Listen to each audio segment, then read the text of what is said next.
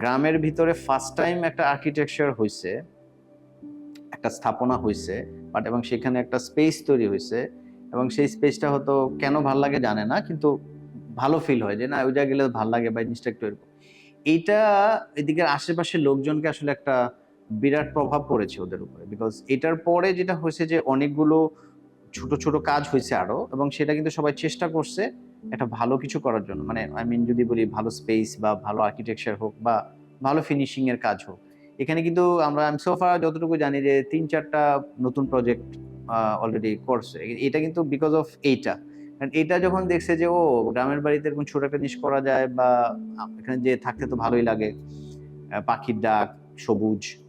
এইটার কারণে কিন্তু ওখানে ওই ডেভেলপমেন্টটা হইছে। তো এখানেও একটা মানে একটা মজার বিষয় যে আসলে একটা ভালো কিছু তৈরি হলে এটা আসলে একটা সিকোয়েন্স এ আর ভালো কাজ হতে থাকে। এটা একটা ভালো দিক আমার কাছে মনে হয়েছে।